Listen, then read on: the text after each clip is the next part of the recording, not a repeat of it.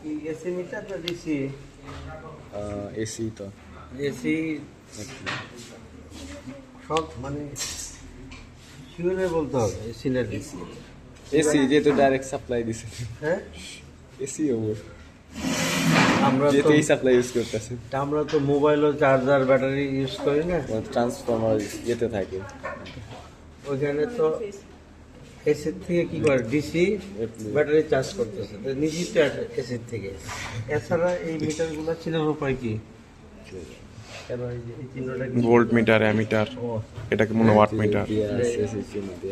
নাম লেখা নাই এসি না ডিসি, কিন্তু চিহ্ন দেওয়া আছে, তাই না? তাহলে কি ভাই এটা ওয়াট মিটার? হ্যাঁ, এটা হচ্ছে অ্যামিটার, এটাও এসি মিটার, এটাও এসি, তাই না? এটা যে কি মাপি? ভোল্টেজ, এটা যে কারেন্ট, আর এটা পাওয়ার মাপি, তাই না? প্রত্যেকটা লোডের একটা পাওয়ার থাকে, যেমন ফ্যান, লাইট, টেলিভিশন, হ্যাঁ, ফ্রিজ, ওভেন। লাইটের মধ্যে ফ্যান ছোট বড়, তাই না? তারপরে আপনার বড় ছোট বড় একটা পাওয়ার থাকে, ছোট একটা পাওয়ার থাকে। এই পাওয়ার মাপার জন্য আমরা যদি একটা অ্যামিটার আর ভোল্টমিটার যোগ করি লাইনের সাথে, তাহলে দুইটা গুণ করেও একটা পাওয়ার পাবো। আর একটা ওয়াট মিটার লাগাইলে প্র্যাকটিক্যালি সরাসরি পাবো। হ্যাঁ, আবার এই ওয়াট মিটারটা ঠিক আছে কিনা সেটা জানার জন্য কি করতে হবে? অ্যামিটার আর ভোল্টমিটার গুণ করে দেখবো যে এটার মধ্যে কোনো পার্থক্য আছে কিনা। যদি বেশি পার্থক্য থাকে তাহলে বুঝতে হবে যে কোনো কোথাও একটা সমস্যা হচ্ছে নাকি। এই বাল্বটার কিন্তু পাওয়ার লেখা ছিল, এখন নাই, আছে নাই, ছয়টার দিকে আছে। 200 কত ওয়াট? 200 ওয়াট। হ্যাঁ, 200 ওয়াট, 220 ভোল্ট সাপ্লাই, তাই না? প্রত্যেকটা লুট মাপার জন্য একটা পাওয়ার মাপার জন্য একটা ওয়াট মিটার যদি আমরা ব্যবহার করি, তাহলে ওটার পাওয়ারটা আমরা জানতে পারবো। ওয়াট মিটারের ভিতরে কয়টা কয়েল থাকে? দুইটা, একটা হচ্ছে কারেন্ট কয়েল আর একটা ভোল্টেজ কয়েল। কারেন্ট কয়েলটা লাগানো আছে সিরিজে আর ভোল্ট কয়েলটা লাগানো আছে প্যারালালে, তাই না? তো দুইটা কয়েলের মাথা কয়টা? চারটা, তাই না? শুরুর মাথাগুলো কোথায় গেছে? সোর্সে। আর শেষের মাথা দুইটা গেছে হচ্ছে সাপ্লাই, লোডে গেছে। সাপ্লাই তো প্রথম দুইটা গেল, পরের দুইটা গেল হচ্ছে লোডে, তাই না? আমরা ডাটা নেই।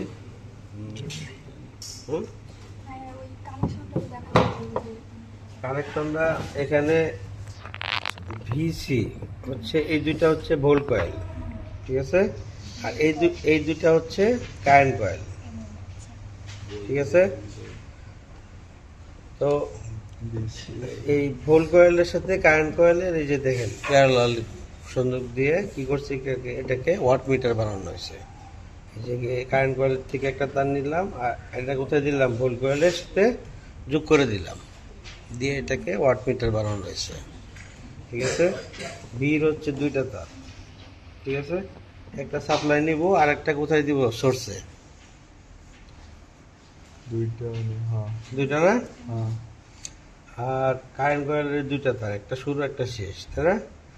শুরুরটা মনে করেন দিলাম এখানে সোর্সে, আর শেষেরটা দিলাম লোডে, ঠিক আছে? তাহলে এখন আমরা ডাটা নেই।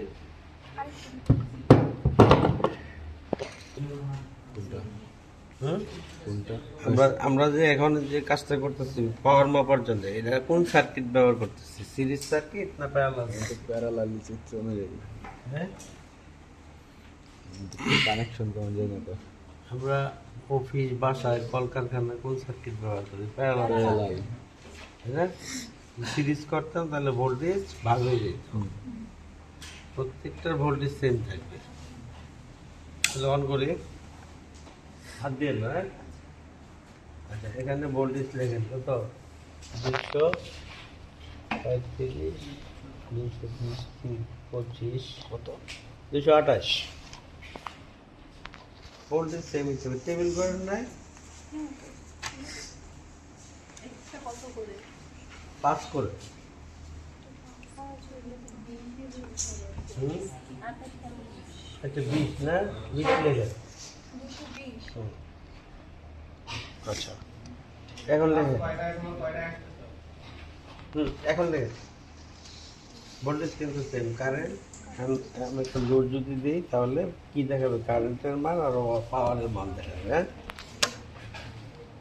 কত? প্রথম দাগ হচ্ছে 0 থেকে 0.5, 0.6, 0.7, হ্যাঁ, 0.8, তাই না?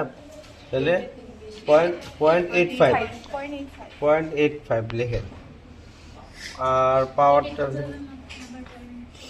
হাত যেন পিছনে না লাগে। আর ওয়াট লেখেন। ওয়াট হচ্ছে 200।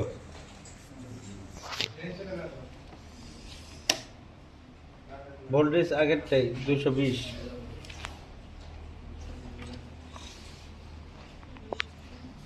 কারেন্ট হচ্ছে 1.7, ওয়াট হচ্ছে 400।